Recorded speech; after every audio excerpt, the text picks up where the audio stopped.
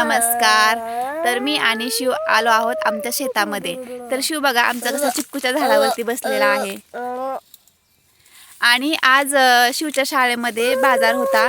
मुलांना व्यावहारिक ज्ञान येण्यासाठी वर्षातून एकदा आठवडी बाजार जो असतो तो वर्षातून एकदा घेतला जातो, ज्यामध्ये आपल्या घरी ज्या वस्तू असतात, पालेभाज्या किंवा कोणत्याही वस्तू आपण शाळेत विकायला नेऊ शकतो, ज्यामुळे मुलांना किती रुपये आले, किती घेतले, किती माघारी द्यायचे, असे जे गणिताविषयीचे व्यावहारिक ज्ञान असतात ते समजलं जातं. त्यामुळे घेतला जातो हा उपक्रम. त्या उपक्रमामध्ये आमच्या शिवने सुद्धा भाग घेतला होता आणि त्याने पेरू, त्यानंतर कोथिंबीर आणि बोरं विकायला नेली होती. त्यांनी ते सगळे विकले आहेत आणि अशा प्रकारे त्यांनी खूप छान असा सहभाग घेतला आहे.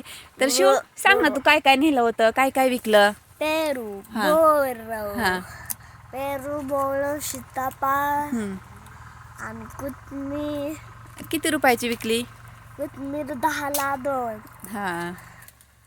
आणि रामफळ 10 रुपयाला 4. बर, तुझं नाव सांग, तुझ्या शाळेचं नाव सांग. जिल्हा परिषद प्राथमिक शाळा. तुझं सांग ना, शाळेचं सांगितलं. राहुल पवार. आणि आज शनिवार आहे, त्याच्यामुळे त्यांचा आठवडे बाजार घेतला होता आणि आम्हीही गेलो होतो खरेदी करण्यासाठी मुलांकडून. मुलांना तेवढाच नाही का, आपल्या घरच्या आल्यानंतर जो आनंद होतो किंवा त्यांना असं मनापासून त्या भाग घेतात, त्यामुळे ते आपल्यालाही बघायला बरं वाटतं.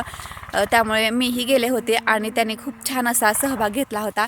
त्याच्या शाळेतील मॅडम ह्या सुद्धा खूप छान आहेत आणि त्यांच्या शाळेत अशा उपक्रमांबरोबरच त्यांना खूप छान असं शिकवलं जातं. शिव आहे ना बाळा, मॅडमचं नाव काय तुमच्या? जाधव मॅडम. हां. तर आम्ही अशा प्रकारे आमच्या शिवने भाग घेतला होता आणि तो हुशार आहे शाळेला.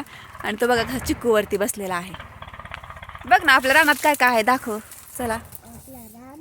चंदन.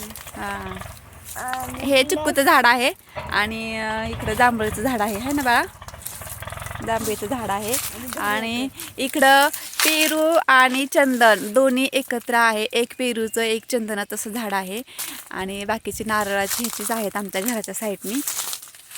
आणि शिव आमचं चिक्कूचं झाड आमच्याकडे भरपूर आहेत. हे आंब्याचं झाड आहे आणि आंब्याला आता सध्या खूप छान अशा कैऱ्या आलेल्या आहेत आणि खूप गोड आहेत ह्या कैऱ्या. आणि ह्याचं बदाम म्हणतो आम्ही ह्याला, कारण की त्याचा आकार जरा बदामासारखा येतो त्याच्यामुळे, आणि खायला पण गोड असतात. आणि ते दुसऱ्या आहेत त्या केशर आंब्याच्या आहेत. आणि हे रामफळाचं झाड आहे, ह्याला पण आहेत रामफळं. त्यानंतर मग बाकीचं इकडं छोटी छोटी आंब्याची झाडं आहेत आणि त्याचा थोडासा कांदा आहे. आणि तिकडं पाठीमागे लसूण आणि घरी खाण्यापुरतीच आम्ही वांगी लावलेली आहेत.